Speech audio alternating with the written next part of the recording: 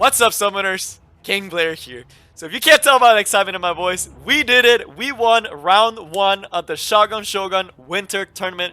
This part was off stream, which is why I wasn't talking about it as much, because I was scared I would lose round 1 again. But we did it, and we're gonna be in the Shogun stream next week. We did it. We didn't lose round 1. I'm trying to make y'all proud. Shout out to Shogun for helping out. If you guys don't know who he is, he's a really popular E7 YouTuber. I'll link his channel down in the description. And shout out to Bob as well, who was my opponent. I wish you best of luck in future tournaments. And the fights were hype. They were very exciting. So shout out to Bob as well. But yeah, really exciting stuff. We will be on stream. I will be announcing it now because I actually made it. You know, I didn't scrub out and not make it to the tournament. But yeah, here are the clips with some analysis, so you guys can see my fight. Maybe learn one thing or two from both of us, from Bob and myself. And yeah, let's cut to the clips. And if you like the video, make sure you like, subscribe, all that good stuff. Subscribe. 10K, Aether cosplay. But all right, let's go to the videos. All right, so for the first match, so I wasn't sure if he had ML Carl or Fallen Cecilia. But I wanted to kind of scout, and I knew Fallen Cecilia is a unit that I'm still struggling a little bit with, so I was like, I'll try my luck to see if he has Emerald Crow. So I decided to ban the Fallen Cecilia since I know he did have it as one of his support heroes, and he decides to ban the Falconeer Cleary, which if you guys didn't know is one of my better heroes that I put a lot of effort to. He does know that he gets first pick because of the update, and we'll talk about how knowing first pick is actually a pretty big deal. But he goes for the Arbiter Vildred, and we immediately punish that pick with Top Model and Emo Haste. I wanted to pick both these units to really punish that RB pick. And if he picks Cleave, we do also like Emo Haste here because he does have Idol's Cheer, and that's one of the ways that I actually counter Cleave. So I was like, okay, you know, it's not bad. Let me pick the Emo Haste. He takes some time to think about it. Right now, I'm super jittery. I'm super like, all right, what is he gonna pick? You can tell he's thinking because he's like, oh man, like Top Model and Emo Haste are both really good units against Arbiter Vildred. We don't have access to our Falconeer Flurry, which is fine. I see the Spectre Tenebria, and at this point, I'm like, man, we are going to be getting cleaved. But then he decides to go for the Lolius, so he kind of decided to back off on the aggression, which I was a little surprised about, because I thought he was going to go full cleave, right? So he decides to go for that. I look at it, and I'm like, okay, he took the Lolius. Let's pick a Tywin, because it gives us some AoE, also for the Adamant Shield. And because he had the Spectre Tenebria, I was like, I don't want to ban it, so let me pick Kayron. Also, my Kayron is a speed Kayron, so I was like, if he decides to ban the Top Model, then I have a way to kill his Arbiter Vildred, and then I'm fine. He picks Assassin Sid, which makes me feel like he actually knows about my Kayron, and knows that I have a speed Kayron, and wanted to speed contest it. So he punishes the Kayron pick with the Seaside, and with the Assassin Sid, which is a very good option. His team is very aggressive. It's very hyper-aggressive, which is why I decided to pick Ruel, because I was like, okay, he has a lot of aggressive units, but are all mostly single targets. So if I'm able to survive and outlast him with Ruel and a Tywin and Emo Haste, then we're going to win the fight. And I know Seaside I have to ban, because if he bans Top Model, there's not a lot I can do against Seaside. He ends up banning Top Model and leaving us Emo Haste, which I was a little surprised about, because Emo Haste can destroy Arbiter Vildred. It's one of Arbiter Vildred's worst matchup. He was probably nervous that he wouldn't be able to kill my Top Model, or he was nervous that maybe I banned his Assassin Sid, right? So it's kind of like a mind game situation. Going to the fight, we expected the A Sid to outspeed us. Probably knew my Kayron didn't have immunity at this point. I really do think he knew my Kayron, because I don't know why else he would have picked A Sid. So he probably knew that our Kayron is a speed Kayron. Decides to Soulburn, which I was a little surprised about. Maybe he was worried he would crit or something. Or that he wouldn't do enough damage because of the Adamant Shield and the extra health. So it's fine. We're still chilling. He lands everything. Lands the pushback. Lands it. Decides to go for Provoke on Emo Haste. But I think it was the wrong choice, because I can just cleanse the Kayron, and he gets Greater Basket Proc on his RB. Gets everything. It's going to get to Soulburn. But we are going to be able to just cleanse off the Emo Haste with the A Tywin. He got unlucky in this part.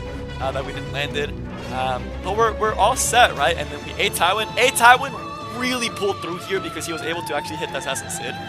So A Tywin really doing a good job. Crits on everyone, stuns everyone except the Spectre T, which was kind of sucked because I was like, okay, I needed the stun on the Spectre T so I could actually use Kayron. But we were like, we're fine. Ruel should be fine because we landed all other debuffs on the rest of the team. And because I have a speed Kayron, I was like, it doesn't matter if he stuns my Kayron here with the Spectre T. because I know my Charon should be able to lap around him and take a turn because the rest of his team has the slow debuff and we have that speed Charon. So what does happen, he stuns it, we get the basket proc, we don't get anything. And I was like, okay, I should have gone here for the S3 just for the souls and to guarantee myself the buff. So that was kind of a misplay right here. But we do manage to get the basket, so we did get lucky. Go for an S1 to finish off the rest of the team. We hit the ace hit again, getting rid of it. The Spectre T survives with like 0 freaking health, but he doesn't get the Arbiter Villager Gator attack this time, which is gonna allow us to win. At this point, the fight is pretty much over because we still have Charon, we still have Ruel S3, we still have ML Hayes, we still have a lot, and we're full health, right? And all his DPSs are about to die.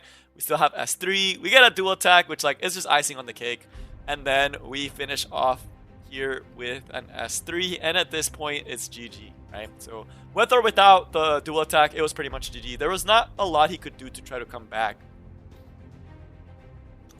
Just because even if we didn't kill the RB and he killed our Charon, we could just rolled S3 right here, gotten the Charon back. So at this point, it's pretty much over, and he kind of knows it, so he concedes for the first round.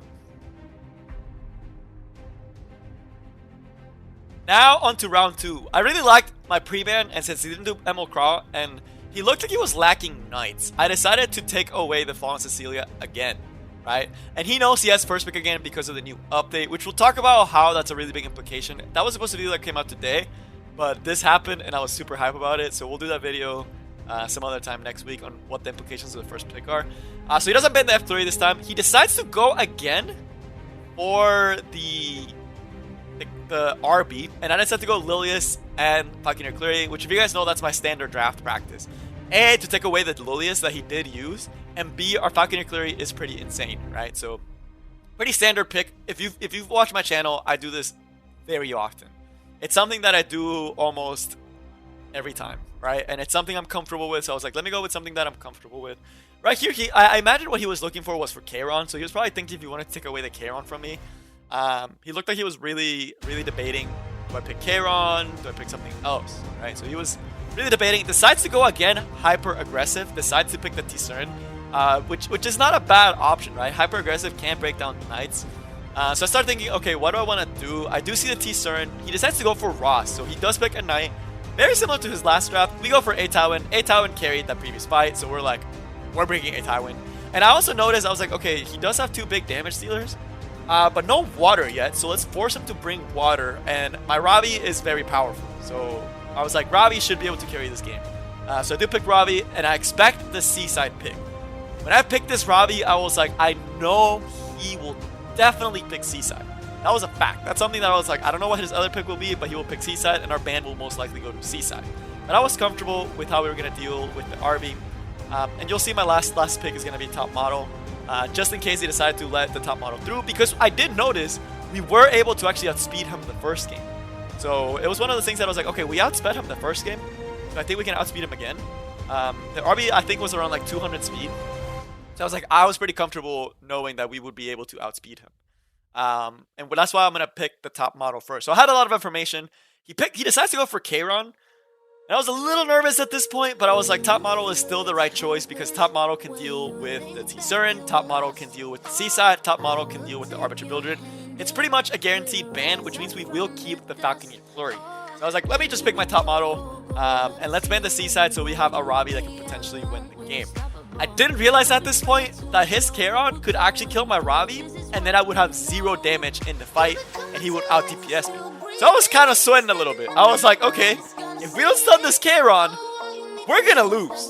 And I knew that. So we do get the outspeed with Falconer Cleary, which was expected. We also get the outspeed with our Lilius. And we go in, and I'm like, oh man, let's try to strip the immunity off this Charon, right?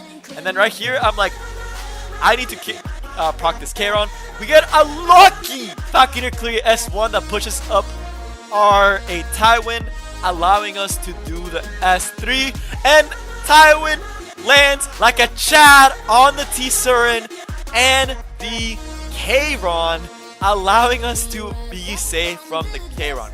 Regardless, it would have probably been a very similar situation whether we got the dual attack with the Buccaneer Flurry or not. He does get the decreased defense, and I start sweating a little bit because I'm like, we're gonna die. Thankfully, he doesn't get greater basket proc, and we do have Adamant Shield plus Aureus, and our Ravi lives with a sliver of health. But I'm like, okay, Ravi, you got this. And right here, because of L's Fist, we're actually going to be able to win this fight, because L's Fist passive gives me enough speed that it allows my Ravi to be faster than his Well of Light, than his Ross and his Arbiter Vildren. So L's Fist or Ravi coming in clutch and allowing me to get that extra turn on the opponent, which means that I can lock down this T-Surin for a little bit longer. I don't want to get unlucky with the dual attack, so I start going on the Ross in case we get a dual attack. Same thing with the Buccaneer Flurry. I didn't want to kill the Arbiter Builder by accident and use the Ravi. I needed this last hit with my A Ravi. We landed. He comes back. Greater basket. I'm sweating, but he doesn't have souls for the actual soul burn. So I breathe in a nice little sigh. I'm like, okay, Ravi should be able to survive this. Ravi does survive it. We cleanse the glancing hit. Ravi again at death's freaking door. But L's Fist coming in clutch again, because it's gonna keep allowing me to outspeed this RB and set up into S3 that you'll see me go in a second. So he decides to go for S3, gets an increased defense. We get a lucky counterattack, which lets us heal for 2k. We get another heal from the Buccaneer Flurry. A little bit sustained. Lilius is not looking too hot. Lilius looking like she's gonna die. Right? I don't know if this was Moonlight Dreamblade, but we resist one of the bleeds, which will allow us to survive. Lilius to survive a little bit longer. We go for the S3 because I'm like, if this Arbiter Builder takes a turn, I lose. So I decided to go for S3 to try to stun the Arbiter Builder. We stunned the RB, which was perfect, so we're in good shape. And our Lilius hangs on at death's door, comes in with a clutch S1, decides to go with Buccaneer Flurry instead of Ravi. But that does push up our Ravi just enough that we're able to come in. Still sweating buckets, right? I'm still sweating buckets this whole time. He decides to finish off the Lilius since she needed to, or his what's her name? Tempest Turn would have won. At this point, we pretty much win. Even if he didn't, even if he killed or didn't kill our A Ravi, our Buccaneer Flurry would have most likely soloed at this point in time. But the fact that she survived allowed us to go for a nice Soulburn S2, which I should have actually used on the RB, just because it would have let me get bigger healing. So I got greedy. I didn't realize he had an Aureus, but it was all fine and dandy. He will be going for the S2 on the Ravi. He won't kill the S Ravi, and we will win the fight. Regardless, our Buccaneer Flurry would have probably been able to solo at this point. And that's it. That was the game. So I hope you guys enjoy it, and I'll see y'all next time. Peace. And I hope you guys like the fight. But yeah, that's all I got. I'll see you next time. I hope the fight was fun, and I hope you guys learned something. But yeah, that's all I got.